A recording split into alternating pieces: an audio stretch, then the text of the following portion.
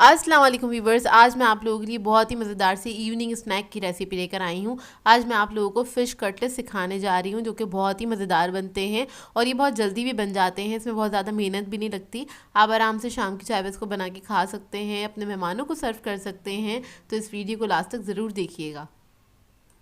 अगर आप मेरे चैनल पर नए हैं तो मेरे चैनल को सब्सक्राइब करें, साथ साथ ऑल नोटिफिकेशन को क्लिक करें। इससे आने वाली मेरी हर नई वीडियो की नोटिफिकेशन आपको सबसे पहले मिलेगी। वीडियो अच्छी लगे तो लाइक एंड शेयर करना ना भूलें।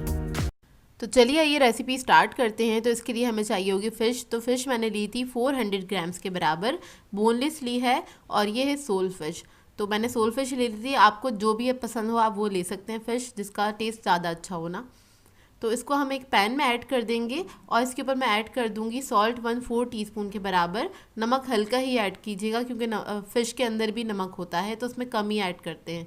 हल्दी ऐड कर दिए 1/4 टीस्पून और इसमें पानी ऐड कर देंगे 1/4 कप के बराबर। इसको हम कुक करेंगे इतना कि पानी भी हमारा अच्छे से रिड्यूस हो जाए और इतने में हमारी जो फ़िश है ना वो अच्छे से गल जाएगी। तो मैं इस तरह से इसको पका लूँगी। तकरीबन 5 से 7 मिनट में ये फ़िश अच्छे से गल भी जाएगी और पानी जितना भी है ना हल्दी वाला वो अच्छे से रिड्यूस भी हो जाएगा।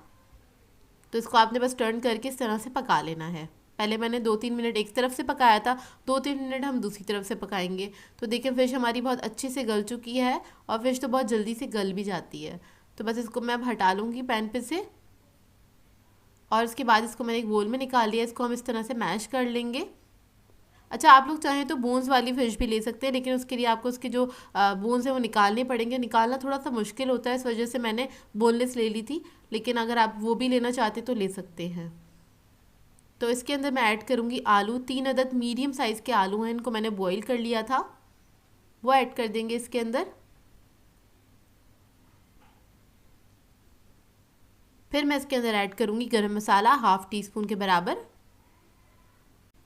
चाट मसाला ऐड करेंगे इसके अंदर 1/2 टीस्पून। नमक ऐड करेंगे इसके अंदर 1/2 teaspoon. Red chilli powder add कर देंगे इसके अंदर 1 टीस्पून। इसके बाद इसके अंदर मैं ब्रेड क्रम्स ऐड करूँगी तकरीबन 3 to 4 टेबलस्पून के बराबर। हरा धनिया ऐड कर देंगे इसके अंदर 2 टेबलस्पून और सबको हम अच्छे से मिक्स कर लेंगे। अच्छा, मिक्स करते हुए दौरान अगर आपको लगता है कि ये अच्छे से बाइंड नहीं होगा और इसके अंदर थोड़े से ब्रेड क्रम्स और जाने चाहिए तो आप लोग ऐड कर सकते हैं, क्योंकि फ़िश जो है इस वक्त हमारी गर्म है तो इसके अंदर मॉइस्चर थोड़ा सा ज़्यादा होगा। तो मुझे तो ज़रूरत नहीं पड़ी थी। अगर आप लोगों को ज़रूरत महसूस हो तो आप 1 और 2 टेबलस्पून और भी ऐड कर सकते हैं। अब इसके हम कटलेट्स बना लेंगे इस तरह से। तो इसको मैं कबाब की शेप में बना रही हूँ। शेप आपके अपने ऊपर डिपेंड करता है, आप कैसे भी बनाना चाहें बना सकते हैं। सिलेंडर शेप भी बना सकते हैं, ओवल शेप भी बना सकते हैं इसका। तो इस तरह से हम इसको शेप दे लेंगे सारे मिक्सचर को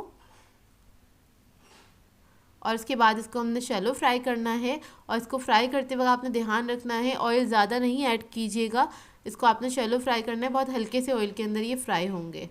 अगर आप लोग चाहें तो अंडा वगैरह लगा सकते हैं, मैंने नहीं लगाया अंडा, इसको डायरेक्टली फ्राई कर रही हूँ।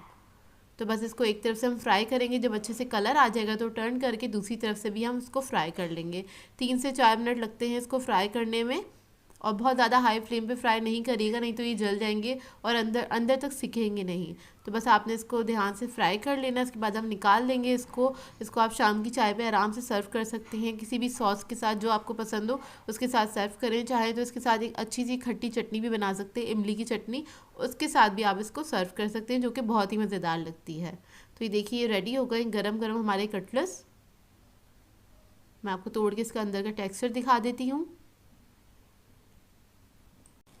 और इन कटलेट्स को आप लोग फ्रीज़ नहीं कर सकते, इसको फ्रेश बनाइए और फ्रेश बना के खाइए, क्योंकि फ़िश के कटलेट्स हैं, इसका टेस्ट चेंज हो जाएगा अगर आप इसको फ्रीज़ करने की कोशिश करेंगे।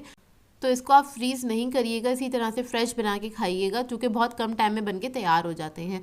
सो व्यूअर्स, अगर आप लोगों को मेरी रेसिपीज़ अच्छी लगती हैं तो मेरे चैनल को सब्सक्राइब करें, लाइक करें, कमेंट ज़रूर किया करें, शेयर भी ज़रूर किया करें अपने फ्रेंड्स के साथ, फैमिली के साथ। तो मुझे अपनी दुआओं में याद रखिएगा। अल्लाह हाफ़िज़।